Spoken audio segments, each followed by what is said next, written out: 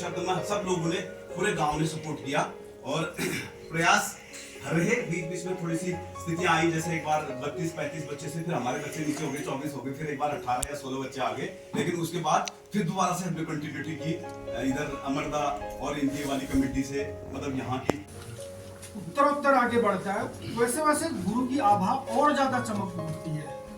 इसलिए विदाई समारोह कम, आपका सम्मान समारोह ज्यादा, ऐसा महसूस हो रही है।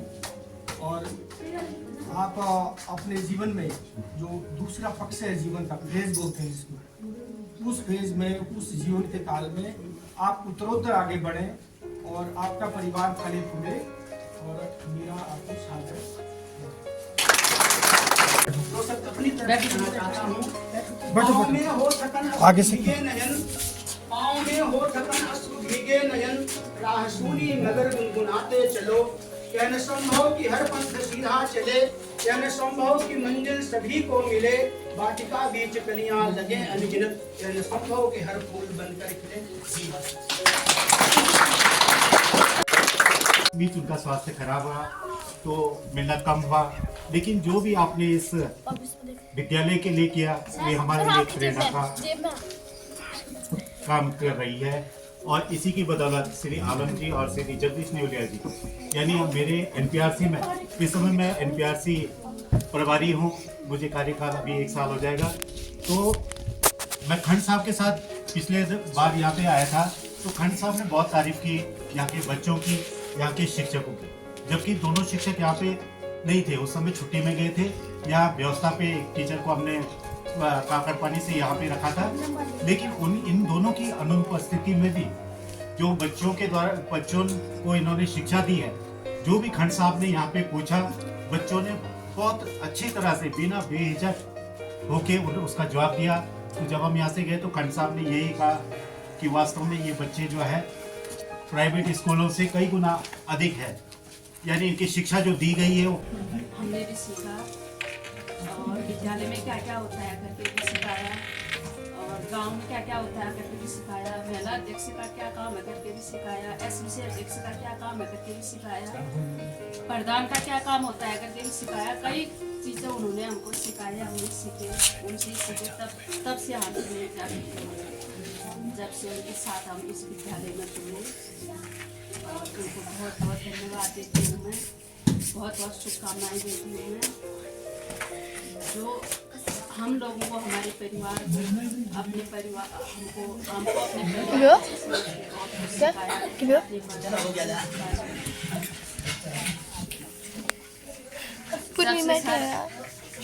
चुप करने दो अपने। तब से हमारे विद्यालय में बहुत कुछ अच्छे काम हुए, अच्छा हुआ हमारे विद्यालय, हमारे बच्चे अच्छे हुए, हमको अच्छा लगा, बहुत अच्छा लगा। सर आपको मैं बहुत बहुत धन्यवाद देती हूँ, आपने बच्चों को भी आगे बढ़ाया। हम मिलते रहेंगे आगे, ऐसा कुछ नहीं है, लेकिन कार्यस्थल से अभी उनका जो है अभी बसता है, तो हमें काफ़ी खुशी है कि वो स्वस्थ रहते हुए अपनी सेवा काल से निवृत्त हो रहे हैं। मैं उनके संपूर्ण परिवार को शुभकामनाएं देता हूँ, जिस प्रकार से उन्होंने अपने कार्यस्थल में यश कमाया, वैसे आगे भी वो कमाते रहे। और 3-4 साल का मेरा भी उनके साथ अनुभव रहा, उनके सानिध्य में काफ़ी कुछ सीखा। अभी भी वो यहाँ नहीं थे, फिर भी मैं संपर्क करता रहता था। कहीं पर अगर कोई चीज़ समझ में नहीं आती थी तो बड़े भाई होने के नाते वो मुझे बताते थे, और छोटा भाई होने के नाते मैं उनके कर कम्युनिकेट करता था। और उनका हमारे बच्चों के प्रति इतना प्रेम था कि इस बार मैं हल्द्वानी गया था, राष्ट्रीय स्तर पर फोन आया उनका, तो जैसे हम वहाँ खेल कूद कर रहे थे वो बच्चों से मिलने चले आके। ऐसा बहुत कम मिलने को मिलता है, आए हो अरे भाव बड़ा, तो काफ़ी खुशी हुई। ज़्यादा ने कहा कि मैं अपनी बॉडी को विराम देता और उनके अगले जीवन के लिए शुभकामनाएं देता हूँ। पर पहले तो थैंक यू सो मच, मतलब सभी को बहुत बहुत थैंक यू। और बच्चे हाउ स्वीट, मतलब आपने, आपकी भावनाएं इतनी प्रबल हैं कि आप अपने सर के लिए, टीचर के लिए इतना प्यारा सा गिफ्ट लेकर आए। Thank you so much. और पापा को भी थैंक यू क्योंकि वही जैसा सर ने बोला कि उस परिवार को इस परिवार के साथ मिलाना, और हमको बहुत अच्छा लग रहा है यहाँ पर सब कुछ सबसे मिलकर, भले टीचर हैं और बाकी सारे लोगों से मिलकर बहुत अच्छा लग रहा है, बहुत खुशी हो रही है। और मतलब जैसे कि यहाँ पे बोला भी था सर ने कि टीचर जो होता है ना वो हमेशा का टीचर ही रहता है, बस वो अंदर से क्योंकि टीचर हो है। तो बहुत हम लोग प्राउड फील करते हैं कि पापा हमारे लिए पापा तो थे ही, लेकिन टीचर भी हमेशा रहे। तो अब आगे का मैं बहुत एक्साइटेड हूँ कि आगे की लाइफ पापा कैसे लीड करने वाले हैं। और मैं श्योर हूँ कि वो अभी हमें और इंस्पायर करेंगे आगे भी। तो बस इतना ही, मैं ज़्यादा समय नहीं दूँगी आप सबका। Thank you so much.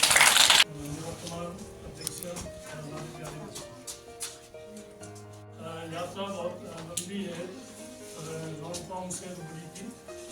First of में हांगकांग में हुआ था, 4 दिन का पैदल रास्ता था, वहाँ तक जाके ज्वाइन किया। और उसके बाद आते आते पहुँचा हूँ। और यहाँ पर मेरा 9 साल का कार्यकाल रहा। टीचर तभी ज़्यादा ध्यान देते हैं जब उनको सहयोगी समाज मिलता है। अगर समाज का सहयोग है तो टीचर कोई भी काम करने में कोई बात मतलब या किसी तरह की समस्या नहीं समझते, उसको चुनौती के रूप में लेते हैं। तो मैं करीब 7-8 विद्यालयों में रहा। सबसे सुबुद्ध महिला समाज, महिला मंडल समूह की भूमिका यहाँ पर हमें मिली। उन्होंने हमें बहुत सहयोग किया। उन्होंने इस चीज़ को समझा कि शिक्षा के लिए विद्यालय का सहयोग करना बहुत जरूरी है। क्योंकि जैसे गाड़ी चलती है 4 पहिए, जब हवा में गाड़ी कभी चल पाएगी, कभी आगे बढ़ेगी। अब गार्जियन के उसमें गार्जियन ढीला होगा या बच्चा ढीला होगा या टीचर या हमारी संस्था, किसी में भी कमी आने से विकास नहीं हो पाता है। तो जहाँ पर भी समस्याएं मिली, चुनौती के रूप में उन्हें स्वीकार किया, उनको इसके समाधान मिले। तो यहाँ पर मुझे महिला मंडल के रूप में एक समाधान मिला। आप लोगों ने उस चीज़ को समझा, तो आप लोगों ने पूरा सहयोग दिया। आप बहुत धन्यवाद के पात्र हैं। होता ही है, समाज में हर तरह के लोग होते हैं, सभी से मिलके चलना पड़ता है। कुछ लोग समझते हैं, कुछ नहीं समझते हैं, उससे कोई असर नहीं पड़ता है। और हमने इस विद्यालय के लिए जो भी कार्य किए, जो भी निर्माण कार्य किए, और जो भी बच्चों को चाहे रैली में ले जाना हो, इस पूरे क्षेत्र में लाया जाता है। इधर के सारे स्कूलों के जो नीचे बाजार को दिखते हैं, मतलब रूढ़ी का एक नाम था, बहुत अच्छा लगता था। बाद में विश्वास थोड़ा ढीला हुआ, इस वजह से मुझे स्टाफ करना पड़ा इलाज के लिए। चलो आपसे मिलके खुशी, उसमें मुझे अचानक जाना पड़ा, मैं आपसे मिल नहीं पाया। ऐसे तो याद किया और वहीं से वहाँ जाके फिर आना। तो मैंने कहा था, बच्चों को भी कहता रहता था, बच्चे भी कहते रहते थे कि मैं आऊँगा और सबसे मिलके जाऊँगा। उसी के रूप में मैंने कहा छोटा सा आयोजन करें, सब लोगों को यहाँ पर बुला के सबसे मुलाकात हो जाएगी और परिवार के लोग भी आए।